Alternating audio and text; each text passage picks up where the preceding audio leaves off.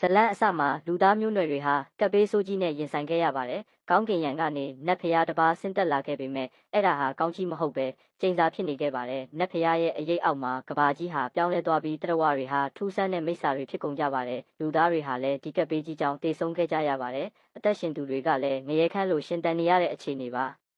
ရွှေချင်းဟာပျက်စီးနေတဲ့မြို့ပြက်ကြီးထဲမှာတဦးတည်းရှင်တန်နေတဲ့ကောင်လေးတစ်ယောက်ပါသူဟာတခြားသူတွေလိုမဟုတ်ပဲအလွန်အေးဆက်ပြီးနိုးကြသူဖြစ်ပါတယ်သူရှင်တန်ဖို့အတွက်အမိုက်ပုံတွေထဲမှာအစာရှာရတဲ့မိစ္ဆာတွေရန်ကနေပုံအောင်ရပါတယ်ဒီခန်းမှာရွှေချင်းရဲ့ကြန့်ခိုင်တဲ့စိတ်ဓာတ်နဲ့ရက်ဆက်တဲ့လောကဒဏ်ကိုဘလို့ရင်ဆိုင်နေလဲဆိုတာကိုမြင်တွေ့ရမှာပါ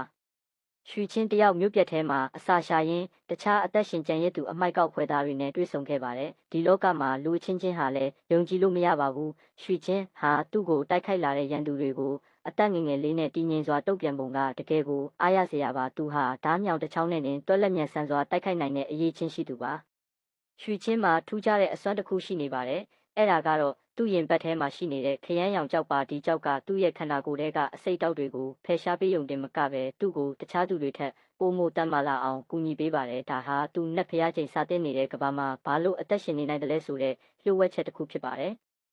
ရွှေချင်းဟာဒီမျိုးပြက်ကြီးထဲမှာပဲပုံမနေတော့ပဲပိုမိုကျပြတ်တဲ့ကဘာကြီးစီကိုထွက်ခွာဖို့ဆုံးဖြတ်လိုက်ပါတယ်သူဟာပိုမိုတမလာဖို့နဲ့ဒီကပ်ဘေးရဲ့အဖြေကိုရှာဖို့အတွက်ခေါင်းဆောင်လိန်ဥဆောင်တော့အမိုက်ကောက်ဖွဲ့နဲ့လိုက်ပါလာခဲ့ပါတယ်ရွှေချင်းတယောက်ခေါင်းဆောင်လိန်နောက်ကိုလိုက်ရန်ဆုံးဖြတ်ပြီးနောက်မှာတော့တဲပူလွင်ပြင်ကိုခက်ခဲပင်ပန်းစွာဖျက်ကျော်ပြီးနောက်အမိုက်ကောက်စခန်းစီတို့ရောက်လာခဲ့ပါတယ်ဒီမြို့မှာအစားတောက်အတွက်အင်အားကြီးသူတွေကကြီးနိုင်ငယ်ချင်းဖြစ်အသက်ဝမ်းကြောင်းကြတာကိုရွှေချင်းတယောက်မြင်တွေ့ပြီးစိတ်ပြက်ခဲ့ရပါတယ်စခန်းစီတို့အပြန်လန်းမှာသူ့အတွက်ထူးဆန်းတာတွေကိုပဲမြင်တွေ့ခဲ့ရပါတယ်သူဟာမိစ္ဆာတွေများတဲ့မြို့ပြက်ထဲမှာရှင်တန်ခဲ့ရတဲ့သူဖြစ်တာကြောင့်ပြင်ပလောကမှာအရာရာဟာအထူးဆန်းတွေသာဖြစ်ခဲ့ပါတယ်တနေ့မှာမိတ်စာတက်ပြိုင်ပွဲကျင်းပရာနေရာကိုရွှေချင်းတယောက်ရောက်လာခဲ့ပါတယ်။ခေါင်းဆောင်လိန်ဟာသူ့အတွက်ပြိုင်ပွဲမှာဝင်ပြိုင်ရန်စီးရင်ပေးသွင်းခဲ့ပါတယ်။အဲ့ဒီပြိုင်ပွဲမိန်းကလေးတယောက်လည်းရှိနေပါတယ်။မိန်းကလေးဟာကန်ဆိုးစွာဖြင့်အင်အားကြီးငွေမိတ်စာနှင့်ရှင်ပြိုင်ရန်မဲကြခဲ့ပါတယ်။ရွှေချင်းလည်းမိန်းကလေးကိုစားငွေမိတ်စာကိုဝင်ရောက်ရှင်ပြိုင်ခဲ့ပါတယ်။ရွှေချင်းဟာမြေမိတ်စာကိုအနိုင်ယူပြီးတီးချေကြောက်ကိုထုတ်ယူခဲ့ပါတယ်။ပြိုင်ပွဲကိုကြည့်ရှုသူတွေအားလုံးဟာအံ့ဩသွားခဲ့ရပါတယ်။ကောင်းကင်ယံမှာလည်းအခြားအဖွဲ့သားနှင့်ယောက်ကတိတ်တဆိတ်ပြိုင်ပွဲကိုလေ့လာနေခဲ့ပါတယ်။ဒါကိုတော့ရှီချင်းနဲ့ခေါင်းဆောင်လိန်ဟာမသိခဲ့ကြပါဘူး။ပြိုင်ပွဲပြီးတော့သူတို့နှစ်ယောက်စခန်းစီတို့ပြန်လာခဲ့ကြပါတယ်။ဒီချိန်မှာရှီချင်းတယောက်တခြားသူစီကမေတ္တာဆိုတာကိုစတင်ခံစားစေခဲ့ပါတယ်။စားတောက်ပြီးနောက်ရှီချင်းဟာငွေသေးချေကိုဆေးဖြစ်စားပြီးနောက်ပိုမိုအင်အားကြီးလာစေဖို့စတင်လေ့ကျင့်ပါတော့တယ်။နောက်တစ်ရက်မှာရှီချင်းတယောက်သူ့ရဲ့ဒဏ်ရာအတွက်ဆေးဆိုင်ကိုထွက်လာခဲ့ပါတယ်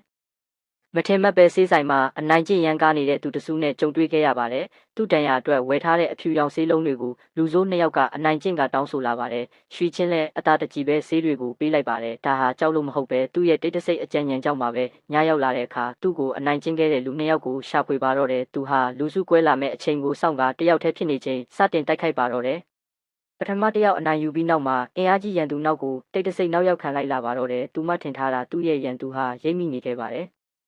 သူ့ရဲ့ဟာသူ့စီမှာပါလာတဲ့ပစ္စည်းတွေကိုလိုချင်နေခဲ့ပါတယ်။ရွှေချင်းလည်းအင်အားကြီးရန်သူကိုခက်ခဲစွာရှင်ပြိုင်တိုက်ခိုက်ခဲ့ရပါတယ်။ကင်းမီကောက်သွေးကြောက်ကိုယူကာတင်ထားလိုက်ပါတယ်။သူမသိလိုက်တာကတခြားအင်အားကြီးရန်သူတွေကသူ့ကိုစောင့်ကြည့်နေခဲ့ပါတယ်။ရွှေချင်းလည်းဒဏ်ရာအပြင်းထန်ရသွားတာကြောင့်စခန်းစီတို့ပြန်လာခဲ့ရပါတယ်။စခန်းမှာသူ့ကိုစောင့်နေသူကခေါင်းဆောင်လိမ့်မယ်ဖြစ်ပါတယ်။အချိန်ဆက်ဝန်းရဲ့အလွန်ဇက်လန့်လေးကိုကြိုက်နှစ်သက်ပါကကျွန်တော်ရဲ့ channel လေးကိုလည်း like and subscribe လုပ်သွားပေးကြပါဦးကြည့်ရှုအားပေးသူအားလုံးကိုအထူးကျေးဇူးတင်ရှိပါတယ်